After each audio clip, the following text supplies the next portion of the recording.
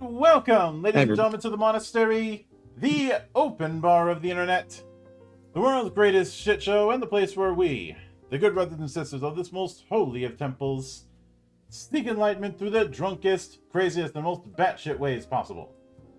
I am your one and only gaming monk, better known as Mildra, and with me I have a newcomer into my hallowed halls, creator of Pathways to Adventure, which I had to use just the Rules of Cool cover because it's the closest thing I had to a cover. The one and only John Horry. How you doing today, man? Doing great. Thank you. Yeah, thank you for coming on. Quite the introduction. Yeah, it's how I do things around here. So, quality production. I appreciate it. Mm-hmm. Yeah, I like to pretend I have some idea of what I'm doing.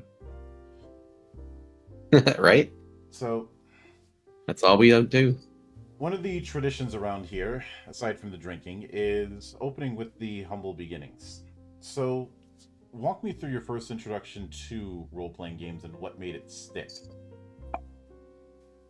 Yes. So if you ignore my very brief stint with 4th edition, my first time to really ever do 5th edition or any kind of role-play games in general was when I was working with the parole office of Wichita Falls, Texas, and as a mental health guy. And one of the new officers who became a good friend of mine was like, "Hey, you're pretty nerdy and shit, right?" I'm like, "Guilty as charged." And he's like, "Our current game master really sucks. He kind of railroads people and just, do you want to be our game master?" And I'm like, "I've never touched Dungeons and Dragons before, but I'm okay to try it." So I've probably played a grand total of less than 20 games in the last 7 years, but I've run easily over 500. And so that's my humble beginning story. Yep. And forever GM. Yeah. I've had a sketch idea for the longest time of doing a forever GM version of those really bad adopt a pet ads. You know, the ones. Oh yes. 5 cents a day things with Sarah McLachlan. Sarah McLachlan. Yeah. Yes. I don't have the resources to pull that off the way I'd want to, but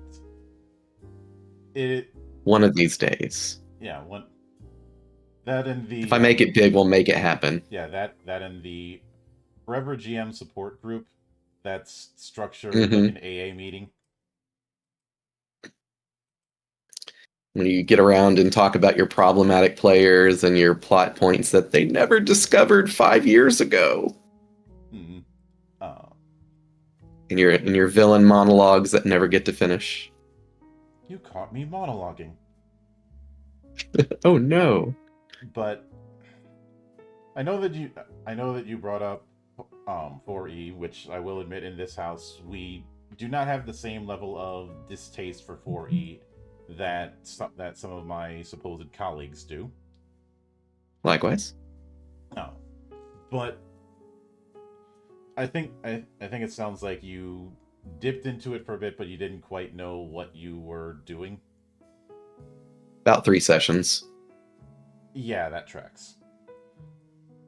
So, was it a case where you largely stuck with D&D over the years, or did you jump around different systems? So, I've been pretty attached to the hip with fifth edition because I did it professionally at a local game store. Mhm. We were earning about $10 per player per 4-hour session. And unfortunately, well, not to get too into the weeds, but we got switched to $10 an hour and I couldn't financially support myself anymore. But during that process, I spent a year and 2 months around there, better part of a year and 2 months, running nothing but fifth edition 4 times a week with my own homebrew setting called Paradise, Mhm. hence the name of my server. And so I really wouldn't say I got burnt out on it necessarily, but I got to the point of like, this could be done so much better. And not just I want to fix fifth edition, but in I want to build something from the ground up that just does what this attempts to achieve, but actually achieves it in a more elegant, efficient, and introductory way for new people to the genre. Yeah. That's kind of what I gleaned from that first year. Because I used to teach people how to play 5th edition and how to run the system as game masters as well. And the fastest I could get it down is it would take an hour for me to go from you don't know anything to you know at least enough to play the game, and can learn more at the table. And that's just not acceptable for most new people. You know, board game enthusiasts aren't going to sit there for an hour reading the rules for a board game. You know, so why should people have to do that for a TTRPG?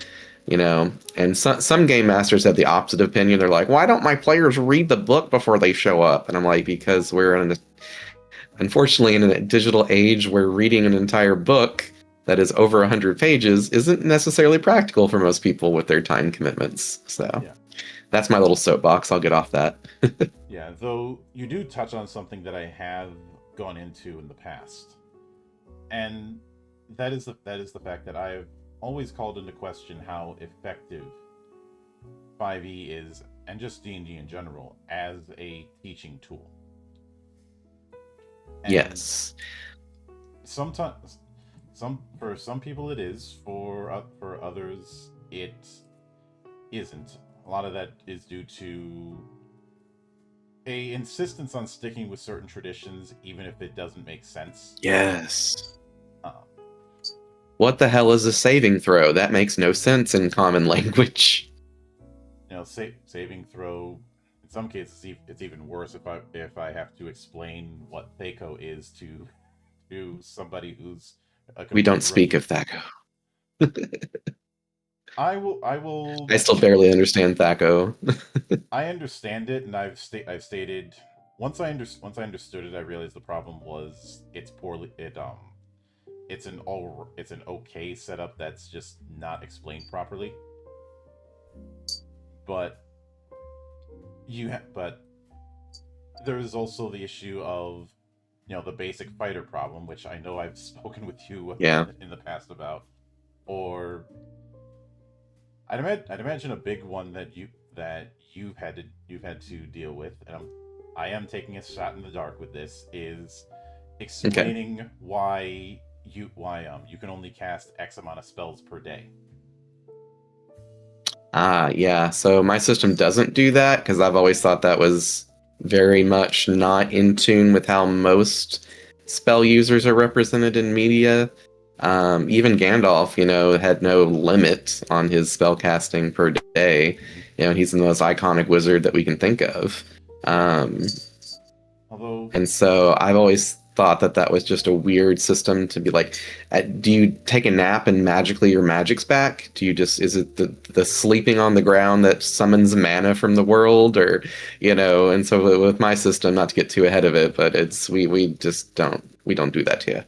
yeah, and I know that system is drawing upon the works of Jack Vance, especially the Dying Earth books, but even that didn't do it. It's more an Hmm. I've always been of the belief that it's more an artifact of chainmail than anything else. Chainmail Yeah, being a the successor, original. yeah, being a successor to a lot of the war games that were really popping off in the 1970s, where the mage was essentially meant to be artillery. You know, the same. Yeah, so limited bullets, missiles. Mhm. You know, they're meant to be the equivalent of the tank. in a combined arms affair. But that doesn't. But that is a out of universe explanation, not an in universe one. Yeah. And what would you say were the goals that you felt 5e didn't quite do, aside from the whole introductory thing, that you wanted Pathways to Adventure to actually address? Okay. One that I only thought of more recently is accessibility. Not just for new players, but for people who are neurodivergent, particularly mid-functioning autistic individuals who maybe have issues with math skills, or people who have whatever the name for dyslexia with numbers is. I kind of have it a little bit when it comes to pronouncing things above the thousandth place. I always like say 14,000. I'm like, oh yeah, 1,400. And they're like, you only make 1,400 a year? I'm like, no. I make 14,000 a year. Still not much, but and so definitely accessibility is one of my big concerns. And I wanted to break away from a lot of the baggage that 5th edition has, which, while still respecting its, decades long history, I feel like it's brought forth a lot of that history, and some of it's not exactly looking good in 2025. We've had issues with different, the term race, for example, or not to get too, social justice warrior over here, but, they had the scandal with the flying monkey race people. I forget the name of them. You probably know them. I know what you're talking about. They were and, Spelljammer. Yeah, and when it comes to some of that, there's a bit of overcorrection. Yeah. When it came to the whole ability modifier on race and trying to get rid of that and just have it. You pick one. That was, and when you're doing that, you end up not having the individual, whether you want to call it races, ethnicities, ancestries, whatever. It's just, as far as I'm concerned, it's just lipstick on a pig. I have a pig. She's below me. There isn't as much distinction. Of course, there's also the whole thing of anybody with any talent who could really address a lot of the issues is not working there. Yeah, they kind of had a brain drain issue, a creative faucet leak, it feels like. That's just my outside perspective. I have no idea what goes on at Hasbro and the Wizards of the Coast. Yeah, but I will say I actually do agree with separating out statistical benefits from ancestries and placing them in other locations that make more sense, and putting more thematic, interesting things on the ancestry itself that really give them flavor and distinguish them from each other without being I ogre, I stupid, I have low int, because that to me harkens back to, and again, not to get too super social justice warrior, but I do have a social psychology background, master's. It does harken back to the old IQ testing showing certain people are smart and certain people are dumb, and it's based on your biology, which we know plays a part in IQ testing, but not nearly as much as upbringing and your circumstances in life that shape who you become, more so than what you start as. And so I feel like that's a better accurate representation of an actual person, to get their stats, if you will, by what you do and where you've been raised, your background, and your class, in my case, and less so your ancestry. Your ancestry, for me, determines what you look like and where you come from.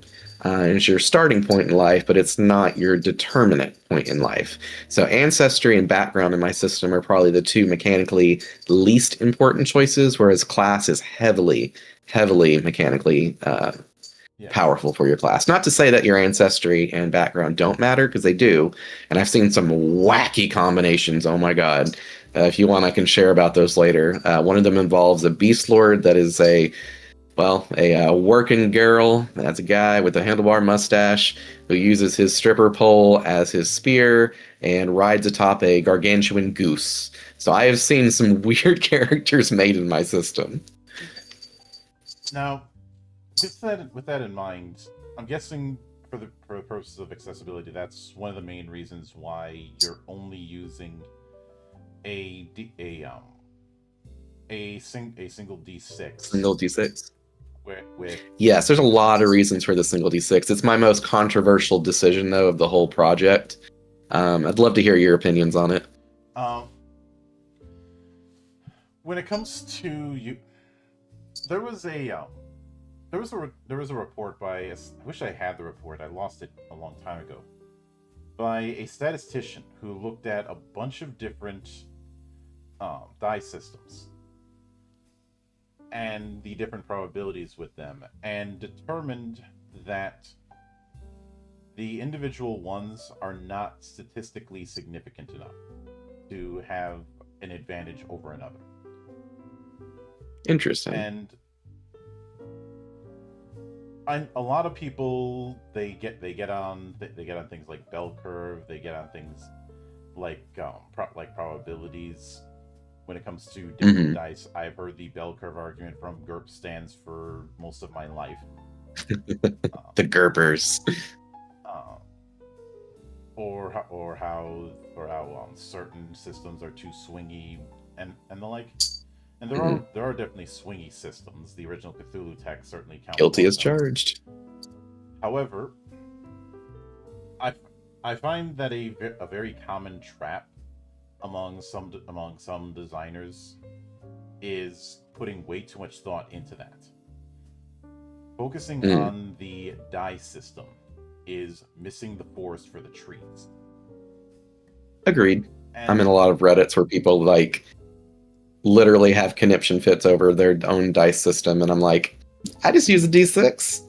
Grandma's got one hidden in a closet somewhere. Everybody knows what it is. Yeah. It just works. And we love the swinginess on my system. It actually has a mechanical importance because there is the potential, Brendan, if you're out there, I hate you. I love you, but I hate you. For tank characters to build their defense so high that you cannot actually hit them without rolling a critical hit. So with the D6, it ensures you at least have a 16.5% chance of actually doing something to them. Yeah. Now, that being said, I do discourage people just rolling for its own sake with the whole there's a X% chance that I'll actually get it. The attitude I've always had is you should only be rolling if there is a chance of success and a chance of failure. If it's one of those all or nothing things, or if you're rolling to do the unfortunate spot check, which I have gotten rid of in a lot of my games because of how it got abused. Then you shouldn't be rolling. It's when you're actually taking a risk, and if there's a guaranteed chance that something's going to happen, you should not be rolling the dice. Full stop. Yeah. Well, and that's one thing I like about my system with taking some of the parts that work from 5th edition, like the advantage system. It's great. It's pretty ubiquitous now. With being able to use advantage and being able to increase the crit chance to a 5 or a 6 on the dice, it does give players some agency to deal with those crazy outlier situations where something's just like you're fighting an adamantine tortoise on, Final Fantasy style kind of situations, or a metal slime from a Dragon Quest. Yeah, or just a good old cactuar who's trying to run the hell away from you. Yes, we're cactuars. We stand cactuars here. I stand cactuars, but much like tonberries, I stand them at least 30 feet away. Yes, very smart life choice. Because I don't feel like dealing with all those needles, and in the case of tonberries, I don't feel like getting poked. Yep. Uh, but when when it comes to it, I believe you are going. You're going in agnostic fantasy, if I understand this correctly.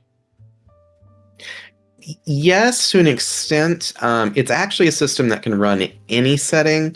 All you have to do is make up more ancestries, backgrounds, and classes. Mm-hmm. And I actually put myself in a challenge today.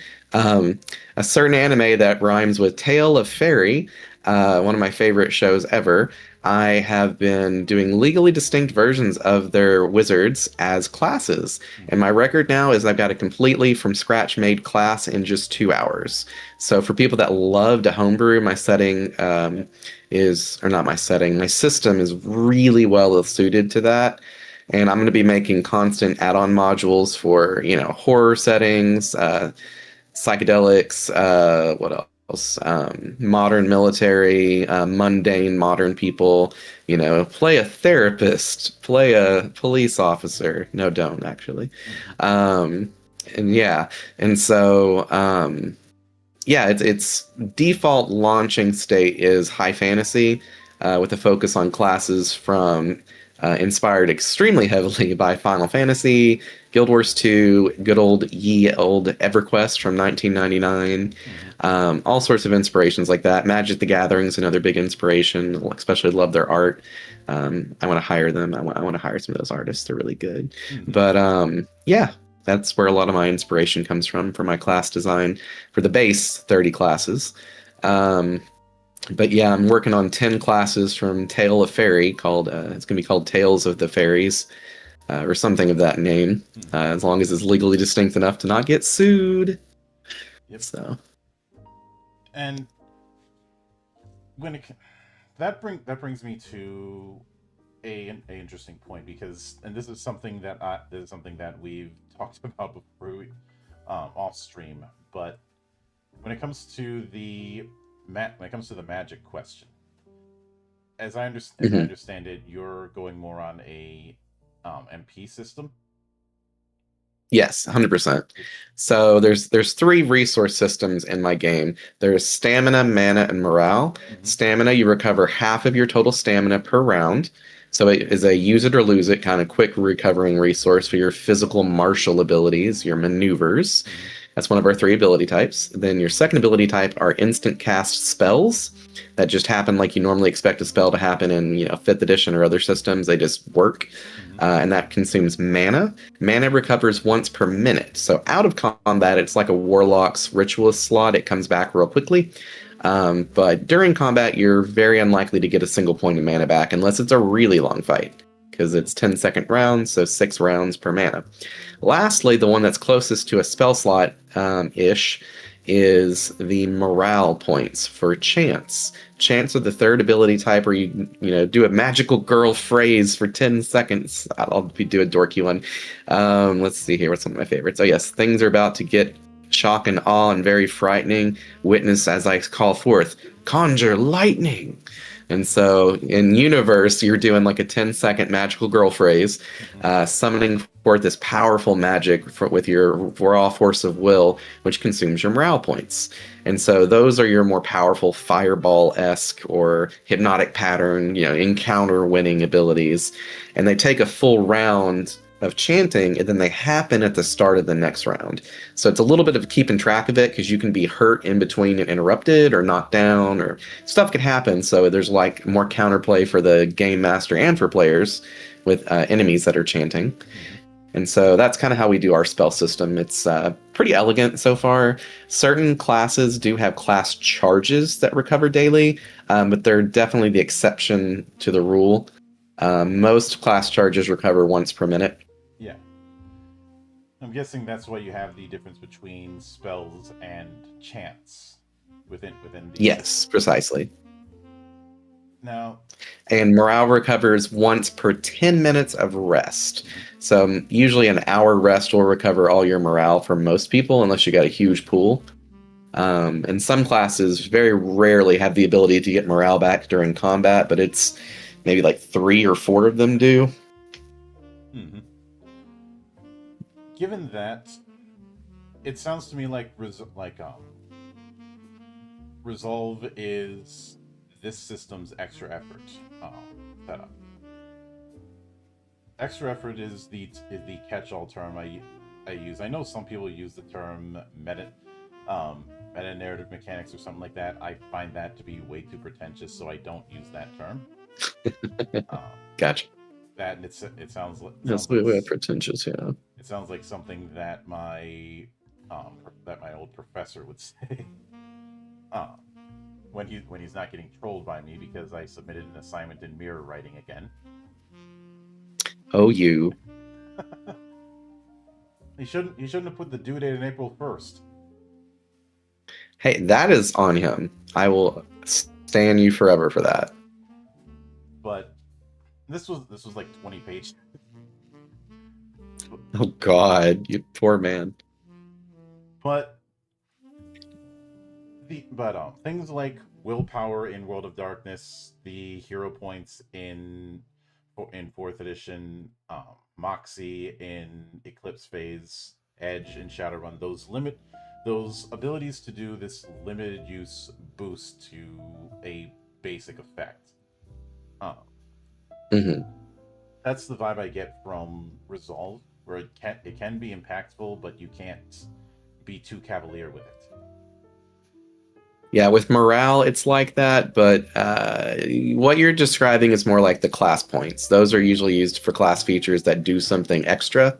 A good example would be like, let's take a druid. They have creation charges that's based on their willpower or attunement. I can't remember. It's one of the two stats per day, and they can instantly cast their heal ability that normally would be a long chant, and it cuts its healing in half, but it allows it to affect the target for 4 rounds.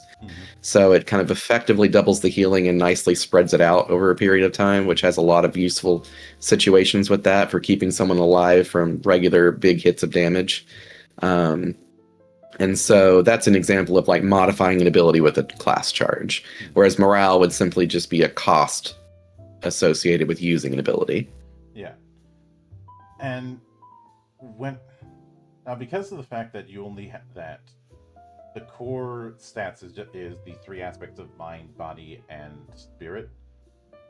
Would it be fair to me to say that problems like MAD aren't really as much of a thing here? They're less so, and when I've found them, it tended to be in situations for hybrid classes and a few of the non-hybrid classes where their attack abilities or their tactical abilities that need that accuracy amount on it, or their potency for tacticals, they would be so low on some of them that you would just not end up using them because they didn't work very well. So in those cases, I allow the technique, for example, to be used in place of attunement for the accuracy on certain classes. Or the flip side of that for using technique instead of acuity for spells, hybrid spell body mind characters. And so I don't do that everywhere, but I do it enough that it helps make the gameplay work. But I try not to overuse it because it does compress stats a little bit to where people can effectively have a lot more stats than they should with their level up. So for those who aren't aware of what I mean, because MAD is an older terminology. MAD is an acronym for multiple ability dependency. Yep. This is referring to classes, builds, or whatnot that require a high amount in more than at least 2 ability scores. Also called the Monk and the Paladin. Yeah, the 3rd edition Monk was the poster boy for this kind of thing, because you needed high strength for your attacks. You needed high dex because that was so you could get the Monk's dex bonus, and you needed high wisdom for the key abilities, even though it was the approach to using key was kind of anemic. You needed, and of course you needed high constitution because you're going to be a frontliner and you're going to be taking hits. Yeah. So other than intellect, you needed everything. So probably intellect, so you can get some measure of skill points, because the amount of skill points martial characters would get was honestly pathetic, especially Yeah. given the sheer So amount I of have skills. two archetypes of classes. They're just loose groupings of similar classes that have similar stats. I have the generalists and then I have the specialists. The generalists usually get enough help with their stat allocation to where they're generally good enough at everything to be able to build into anything without having to overly commit. Whereas the specialists, those three, there's three generalists, three specialists. The specialists really get heavily rewarded for picking one of their three um, avenues to go into and really going hard in it. And so you could take an inventor, for example, that focuses on their body and becomes like Iron Man, like full on mech suit, shooting out lasers. It's great.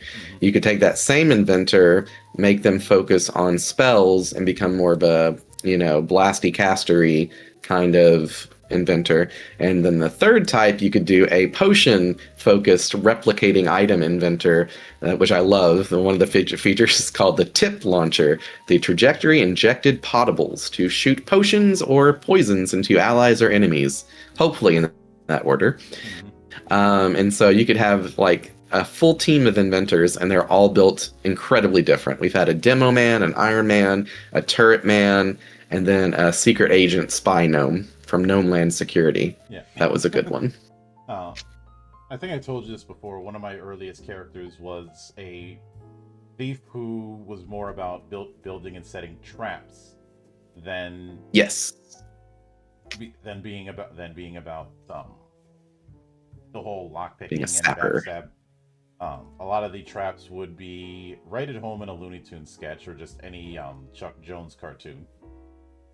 Love it. And the central idea being there's somebody who, by the time the battle has already started, they've already set up like a few traps just to screw with you. The most infamous one being the up button, where you step on the thing, you go straight up for about 6 seconds at 40 miles an hour. And it does not matter if there is something in the way. The thing that's in the way either gets broken or you do. You take fall damage hitting it and then fall damage coming back down. The most infamous case was the whole thing with the dragon in a cave lined with adamantite where he hit the ceiling, but it's adamantite that doesn't budge for anything. So nope. You had a literal unstoppable force, an immovable object, and a poor dragon in the middle. So I love it. You can put two and two together as far as what happened. To shreds, you say? For those who can't, ever see a car get compacted? Yep. Not in person, but awesome. Yeah. And granted, on the downside, everybody had to roll Constitution to avoid losing their lunch from all of the chunky salsa. Yes. But this is Fiona, not the ogre. But there's certainly that, and because of the fact that there's only 3 aspects you need to really worry about, I feel like it's not going to be as much of an issue. In a roundabout way, the 3 aspect thing kind of reminds me of the 3 core aspects that are in Besm. Not familiar with it. Besm is big eyes, small mouth. It is one of the early pioneers when it comes to bringing anime to TTRPGs, at least in the West. Okay. And it started as a roll under system, then it went to roll over. It's had a long history. I've talked with its creator multiple times on this channel. But the other thing is, since you're bringing up a legally distinct version of Tales of Fairies, yep. You probably came to the same conclusion that the big reason why something like, say, 5e or even previous editions are always going to struggle with trying to do manga is because of how much those games fight against people being a gish. Yes. Oh my goodness. My game is absolutely designed from the ground up to be used for gishes. Just as a quick aside, so you have weapon types that include magical weapons, which are called foci for mages, for spells, rather, and then for relics for chants. Mm-hmm. But who's said a dog can't play basketball? It's not in the rules. So one of the things you can do is you can take a melee weapon and use that as your relic or as your foci and cast a spell with it. And as part of doing so, you get to make a free martial attack with that weapon. So everybody is essentially a gish if you choose to cast using a martial weapon. There's benefits for casting with other weapons, of course, like a staff. You get like bonus damage on your spells, etc., etc. But it definitely leans very heavily into the gish playstyle. So let me pick. I totally agree with you. Let me pick your brain on that for a moment.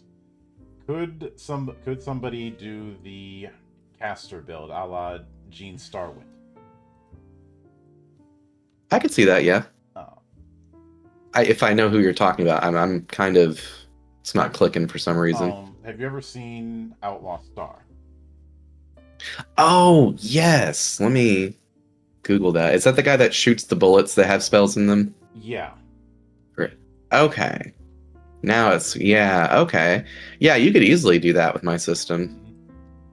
Guns are a viable spell focus. They increase the spell's range for pistols by 50%, and then no, it's 100% for pistols, so double range on a pistol, and a rifle does triple range. But they're loud. That's their one caveat. It makes your spell casting very loud. Yeah, so no stealth casting, because when you set the thing off, everyone within earshot's gonna know about it. Oh yeah, from miles. Yeah, but when it comes to those sort of builds, and I think this is when it comes to classes, I think a lot of games design their classes in a very restrictive manner for what the concept is. And it seems like what you're doing has it a bit more broad in terms of individual concepts. Yes and no. I'm very locked in with what my classes do. There isn't, depending on the class, there isn't necessarily a lot of customization, for example, between one monk and another. But with certain classes, there is a lot of customization, like especially the inventor. You can take that thing and make it into whatever. But with that said, the freedom to mix any ancestry, background, and class allows you to create super crazy, wacky characters or super cool combos. Like my mom earlier. We're going to be testing out my Tales of Fairies character tomorrow in our live game. Come watch us on Twitch. On Twitch. Yep. But she decided to make a Draken, Dragon Soul. What was the background? Therapist. And she wanted it to be a bit more like Wendy from the Wind Dragon Slayer from Fairy Tale. Yep. And have support as her like tutelage, and then her element she chose was lightning, and she wanted the D of the choice, which is something I'll explain more about later. The dysfunction that the person has is a stutter, and they have a little bit of anxiety about their stutter, and so that's their difficulty in life.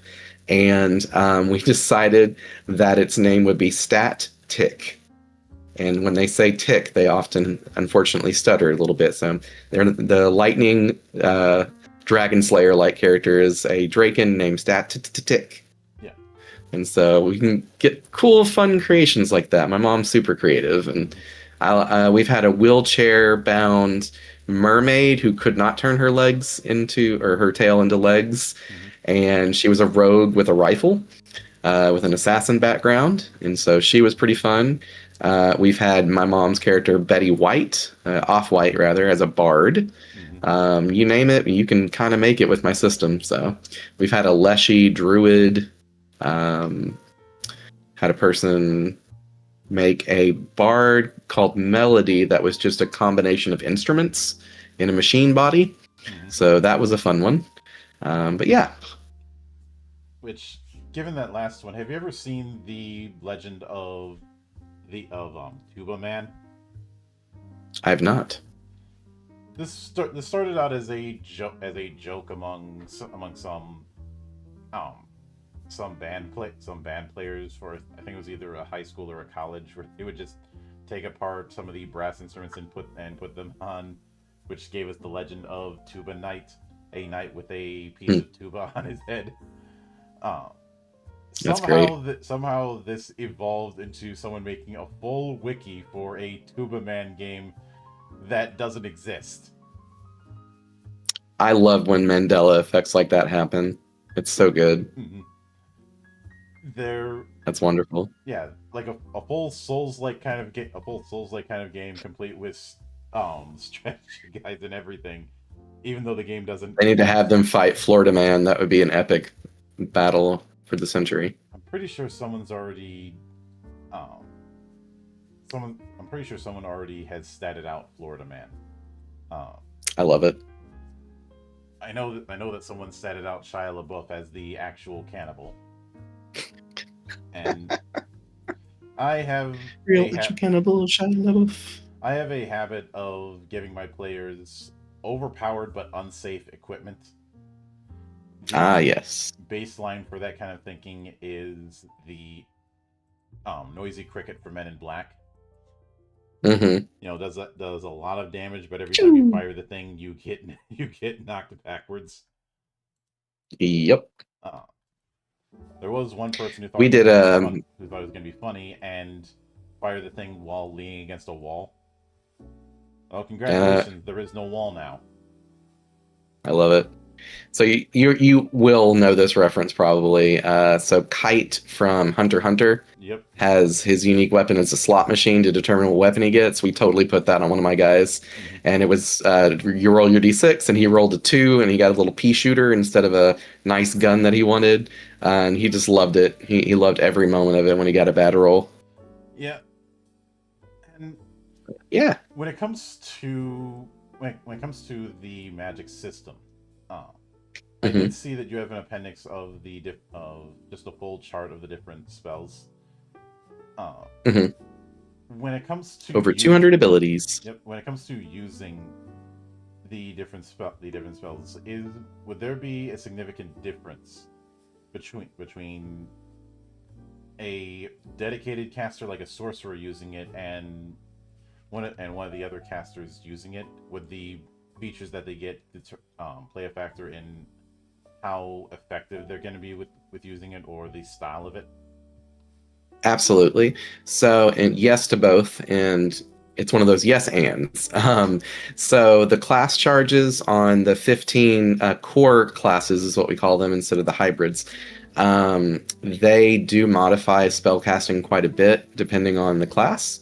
For example, Sorcerer is kind of meant to be baby's first spellcaster. They have less spells known. They have bigger area effect, and they're very blasty. But they get to morph their spells with their morph charges into do a variety of different things.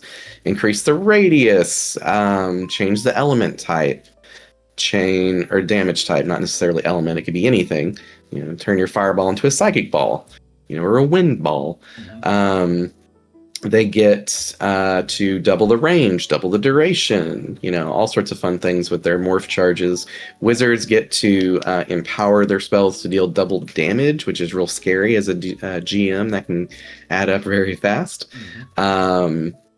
Necromancers, their special class mechanic lets them summon more undead than other people traditionally can, control at once, and stronger versions. And lastly, enchanters, they get the ability to charm enemies without requiring concentration. And a charmed enemy does whatever the heck you want, and it only gets a chance to break out of it if you make it do something it doesn't want to do, like attack an ally or one of its allies. So those are the 4 main spellcasters and how they're distinct with their ability usage. The hybrids often get really cool benefits with their spell casting, either chants or spells. Blood Mage is a good example. They completely changed the rulebook. They use stamina for all of their mana abilities, and they do not learn chants outside of the heal chant. And so they're able to just fire off spells willy-nilly like crazy because it's just based on stamina, and they can convert their health into stamina points. And it's converted in a way to where it's 2 stamina per 1 mana point. Or 4 mana per morale point. No, 4 stamina per morale point. And so it works out pretty good for the system as far as having a variety of reasons of like, well, why don't you just pick an adventurer and turn it into a spellcaster? It's like, no, there are class features that do matter. Yeah. I do, if I can just talk about adventurer though, it's my favorite class of all of them, just because it's based on Kazuma from Konosuba. Just average at everything, but it's plucky as hell and it finds a way to succeed. And the joke is it's the worst class. And Warrior, in fact, actually gets adventurers as minions at level 3. And so the joke is, your class is so bad, I get to control multiples of you. And so, but Adventure has a wonderful feature that is unfortunately kind of overlaps and is shared with halflings, in that if they are eligible to be attacked by a creature, the creature has to attack everything else first, because they're underestimated. That thing's not a threat. I'll save it for later. You know, that halfling, I didn't notice them. We got more important fish to fry. Yep. And so I just wanted to jump in about Adventurer. They're just really fun. And it has anything you can do as Kazuma from the show, you can do it with the inventor, or excuse me, with the adventurer. So, yeah, the most general of generalists. Yeah, when it comes to that, I was going to ask this, but you already kind of answered it, and that was whether or not spells are fire and forget. But since you're leaning into this being very homebrew friendly, I would like to ask, if someone was developing a new spell-like effect, what would be kind of the thematic dividing line between spells and chants?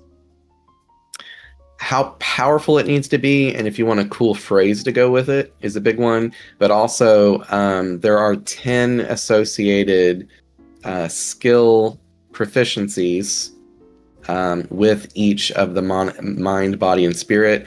And so if it falls under one of those categories, then you want to put it in there no matter what. Like if you're doing anything elemental, that's going to be based on conjuration, and that's going to be based in spirit. So it's got to be a chant. So there's no such thing as like a fireball that's going to be just a spell.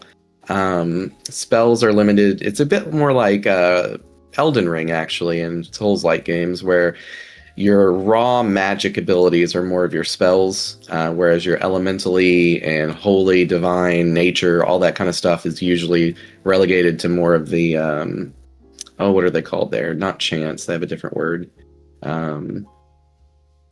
Incantations, yeah. And incantations tend to take longer in the Spellsborne series than, or Soulsborne series than spells. Not always, but they tend to be longer cast times. And so that's the big delineator for people if they want to make custom abilities, which is highly encouraged. They're very easy to make abilities. I had to curtail myself and stop making abilities just so I could hit that 200 mark to not go even more beyond. Because with all the reactions, free actions, abilities, like active abilities, and all that combined, I think it's over 300 abilities already. And that was my real hard cutoff point. Yeah, I can see that. And I'm pretty sure you had somebody in the designer's room saying, no more additions. We've got enough.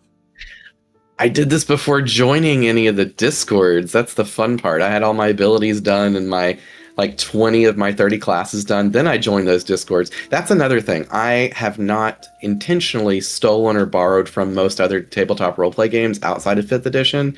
because I just haven't played them. I haven't had time, unfortunately, or people who have interest and who want to run the systems. Because by God, I'm not going to run something else new at this point if it's not something I've made. Because like I'm already game mastered out. I play my game literally daily, if possible, currently.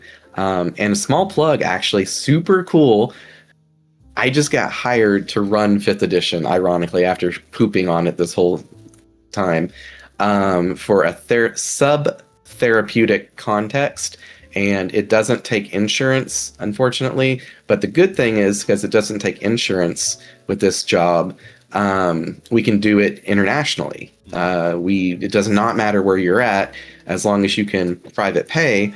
You can get essentially what is almost like therapy, as close to legally as you can get to therapy, while playing tabletop roleplay games.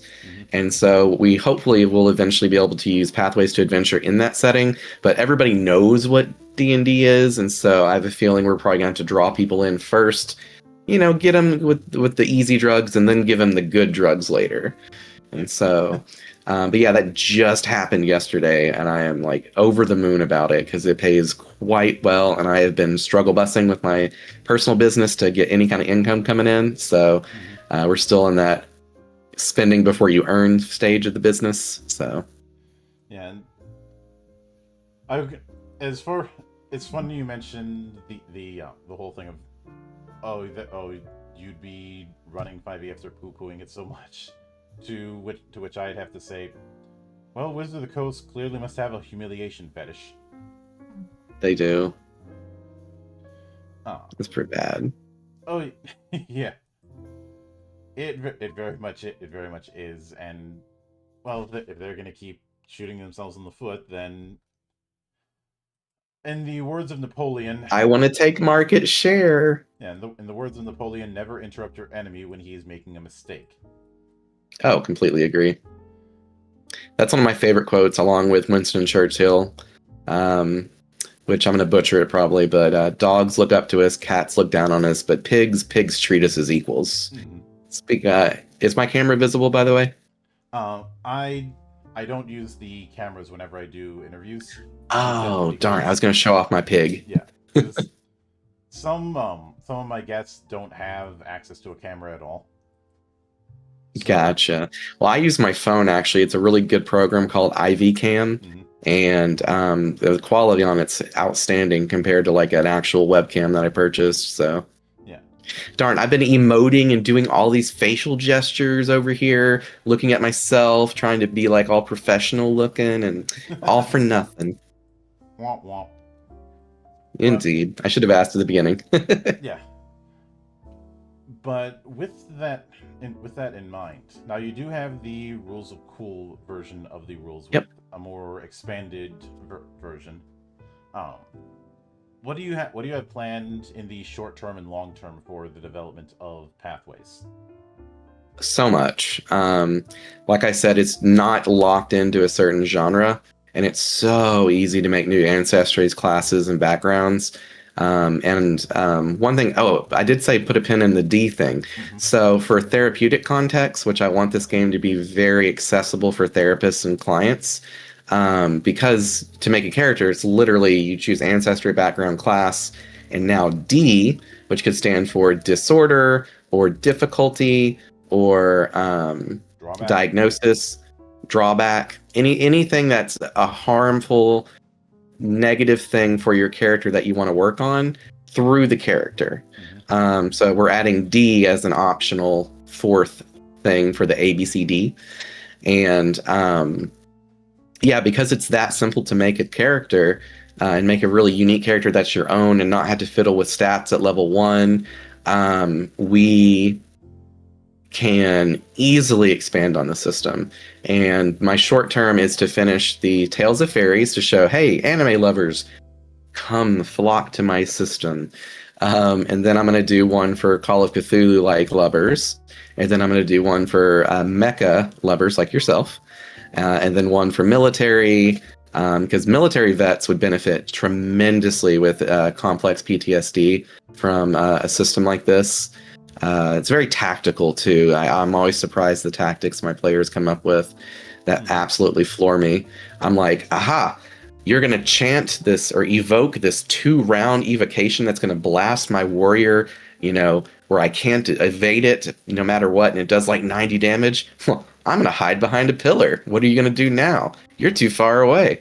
And then the next thing I know, the ogre character walks up to me, grabs my character, yoink, pulls her out from behind the pillar, and because we have simultaneous player rounds, they get to order it how they want.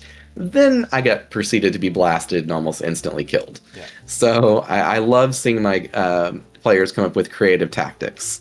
It's definitely going to be very accessible to a huge, wide-ranging audience. And one question I often get asked is like, well, who's your target audience? I'm like, everybody. Like, I don't want to pick. Mm-hmm. So I remember having a case where I said to my GM, okay, I can use just about anything smaller than me as an improvised thrown weapon, right? Story time. Then I look at the person to my left who was playing a gnome, and I looked at the GM and I said, "Are you sure about that?" Yes. Are you sure? Oh, I'm like, all right. The gnome wants to get into the fray. Let me help him. The old-fashioned way. Yep, football, gnome ball. Yep. I will one-up you just this once, though. Mm-hmm. Giants in my system have the ability to wield creatures as weapons. I grabbed a bard that thought they were smart, climbing up on her neck to get the back of her neck where her crit spot was, and they decided to stay there at the end of the round. Grabs a bard, looks at the other bard, manages to beat the bard with the bard and knocked both bards out in one swing. I will beat a motherfucker. Bard on bard hate crime. Literally. Absolutely. Mm-hmm. It was great. Got absolutely Loki'd by Hulk. Yeah. It was so fun. And that's another one of those things that I've seen some games struggle with is grappling. Because I have several of my players and several of my friends who very much have a background in wrestling, and especially wrestling in like Japan or Mexico or parts of the UK.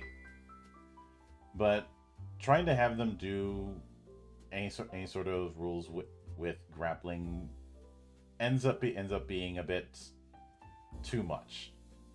Mostly because mine are pretty elegant, I would say. I don't know if you've looked into it, how it works. Yeah, because a lot of games focus on the grab part and then maybe squeeze, not on grabbing and throwing. Okay, so it's funny that you mentioned that. We have a whole set of skills that are abilities that come from grapple as a skill tree, and or as a primary skill, whatever you want to call it, attribute skill. And you start with grab, and if they fail their saving throw, their avoid prevention roll against being grabbed, they are grabbed. From there, you have another ability that says, if a creature is grabbed by you or prone, you can pin them. And then there's another feature that says, or ability that says, if you have a creature pinned, you can choke them out. And there's another one that says, if you have a creature pinned, you can break their arm or break a limb. And another feature that says, if you have a creature grabbed, you can throw them. And so we have a full judo set essentially baked into the system. And I got those ideas from a judo guy that I know. And we got the bulk of what you need to kind of realize that theme. And we've had people choke out a dragon before, which was hilarious. But totes happened. So does that sound like something that would be kind of meeting your needs in that circumstance? Yeah, since one of my early characters was a full-on luchador. Nice. Even to the point of having his mask be a magic item that he always wore, no matter anytime he was around anywhere. And it automatically cleans itself every time. Yeah. Truly magic. Yeah, he was a essentially a half-orc monk who would always shout about the honor of the mask anytime he was in Yes. fights. Would make sure to pose dramatically if he in mid-air, uh, because his whole thing is I'm going to beat the hell out of you and look good doing it. I love it. I love it. Uh, But yeah, let's continue. I love this. This is Yeah. a good interview. and I'd say with all of that in mind, since you are leaning heavily into homebrew support, I am curious if you plan on doing any sort of hacker's guide, essentially, in the future. Yeah. So the Game Master's Guide to Greatness, the GGG, is going to have basically guidelines on creating creatures. Well, the Creature Creator Compendium, because I love alliteration, has guides on how to make creatures, and it has several creatures in it already, but the goal is to get you thinking and making your own by giving you over 200 lists of creature features to mix and match on your creatures, and they have different potential, which is a cost system. Some are negative things, like you give your creature a critical hit weak spot to hit with melee attacks. That would give you a -3 potential, because that's a big risk you're taking by giving that to your creature. And then other things like damage immunity to fire, might be a +2 potential cost. And so you balance it out to where you want your creature to hit a certain range of positive potential, and that determines how strong the creature is going to be, the difficulty challenge of it, as it were. And then the creatures, much like players, scale their health based on their level. So you could fight a level 1 Lich or a level 10 version, and just scale them to the appropriate amount. Although I wouldn't scale down. It's easier to scale up, less good to scale down with the system. And honestly, throwing hard stuff at your players is recommended with my system. Try to kill your players. That's usually terrible advice for most game masters, but in my system, players have enough advantages that if you don't try to actively win your little war fight with them, they'll just raffle stomp you sometimes. And there's been times where I rolled a 1 on my initial roll and all the players got to go first, because players went on ties. So even if they rolled a 1, they'd still get to go first. And my poor giantess Jenny, oh man, she got taken out in literally 1 round by a beautifully comboed, multiple crit rolled 6-man party. So a good But yes, style welcome, essentially. Oh, completely curb stomped. She actually quit the arena, divorced her husband, who was a bard from the previous halfling bard that had impressed her so much that she proposed to him, as the little short king he is. And she no longer feels worthy of his love and affection, so she divorced him until she could fight her shame and come back stronger to fight in the arena once more to hopefully re-win his hand in marriage. So, yeah, poor giantess Jenny. She got curb stomped. Mm-hmm. And that was with me buffing her stats up to the moon too. So yeah, I can. For the group in my Discord that are called Giant Slayers, you know what you did. Poor Jenny. You ended a marriage. Oh, jeez, and people call me evil. I mean, I know, right? I mean, I certainly can be, but still. But with that in mind, I know you are doing these adventures on your YouTube and the like. Do you plan on putting up some of those some modules or the like on the site? Modules as in like my setting specifically? Either setting or adventure, something along those lines. Even just something. Yeah, for sure. Starter adventure. Yeah, for sure, definitely. I like to keep things as simple as possible. I'm the lazy GM like guru. Forgive me, Father, I have sinned. I have used ChatGPT in the past just to generate random ideas and thrown together an adventure based on just a random chart. I'm not one of those people who screeches anytime someone gets close to using AI, I stay out of. I said in the past that I've stayed out of the AI debate because so many people in there are acting like children. Oh, Yeah, on both sides.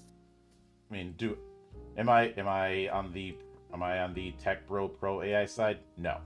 Am I on the Yeah. burn someone entirely down for the belief of using it? No, because I've seen enough people get caught in the crossfire of that zealotry.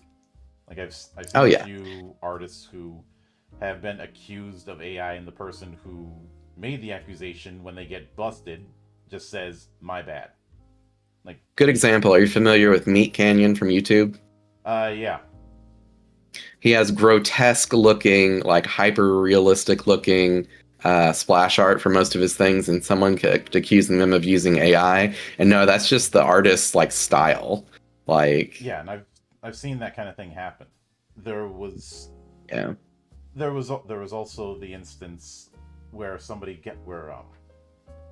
accused um the guys behind things like Shadow of the Demon Lord and more recently Shadow of the Weird Wizard of using it, even when the artist put up a time lapse, and then the Oh response was, wow. "Well, maybe you should use a style that isn't going to get people confused," basically gaslighting them, and that's kind of the reason why I don't have any respect for the people who are crusading against AI, because I look at it as they would burn down a forest to stop loggers from cutting down the trees. Yeah, you stop the loggers, Exactly. but at what cost? I do have to plug a product I just purchased though, because it's a small indie thing. It's called the Quest Forge. It has D20 tables for rolling adventures and other stuff. Like an example, it's D20, and it's your goal is to either assist, collect, create, deliver, destroy, discover, escape, expose, inform, investigate, negotiate, protect, purge, pursue, rescue, restore, thwart, trap, trigger, or unlock something. And I think that is a great way to just generate fun, off the cuff adventures if you're having a creative block. Mm-hmm. And I haven't got a chance to use it, but I am going to use it tomorrow, probably during my live play session. Oh yeah, and I'll certainly be keeping an eye out for that. But with that Nice. said, I do want to sincerely thank you for taking the time out of your schedule to come all the way to my monastery and enjoy the madness that happens around here. I And love it. anytime you see fit to return, the door is always open.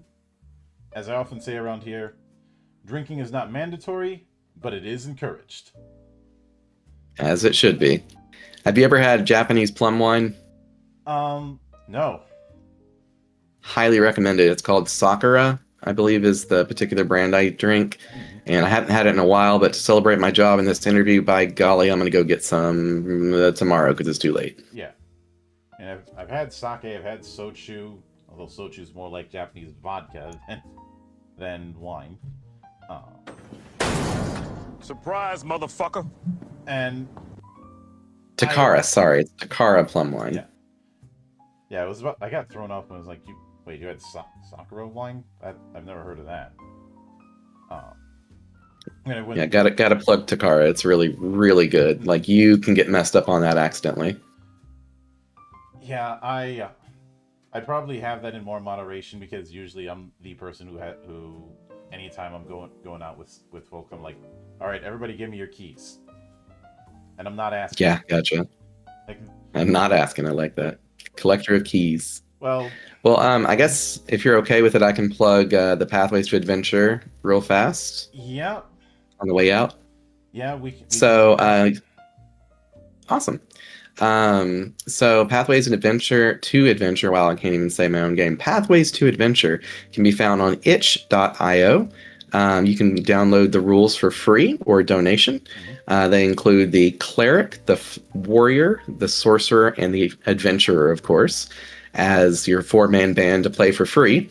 And if you want to purchase all 30, so the other 26 classes, you can purchase the what is essentially the player's handbook, which is called the Class Compendium, for $20. And expansions to the class compendium will always be at least 10 classes and will include at $10, so $1 a class for future stuff. And if you really want to get involved, we have a Game Master bundle for $50 that allows you to become a Gilded Game Master, Grand Master Game Master. There we are, in our server, a GGGM. And I think I had one too many G's in there. GGM, yes. And we mentor people, teach them how to be better game masters, give them all sorts of support, and highly encourage them to run our system. Shout out to Colin and Tavern Teller, two of our game masters that are doing great. And we're actually hiring game masters to run my system. I'm paying $10 per player per 3 to 4 hour session. So if anybody is interested in becoming a game master, definitely just hit me up on Discord at Swifty2309. And no, I am not a Swifty. That's Swifty2309. And and that's my plug. I mentioned I will be looking forward to seeing that. But until then, on behalf of the good brothers present and not present, my name is Mildra. I am your gaming monk. Stay fucking frosty, everybody. Love to see.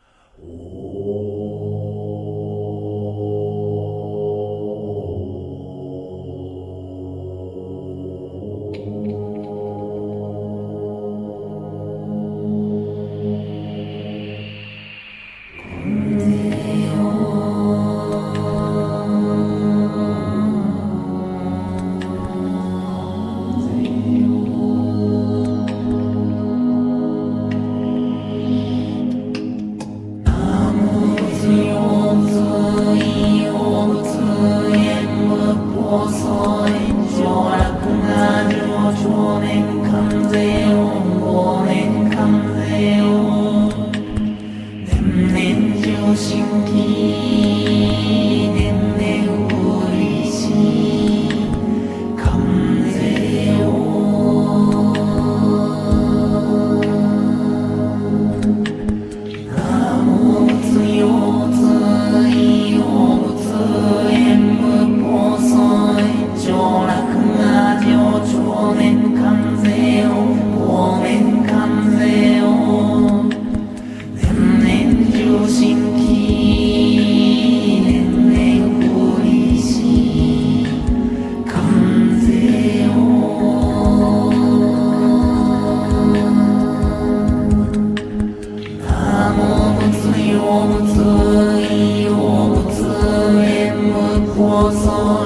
上洛な情少年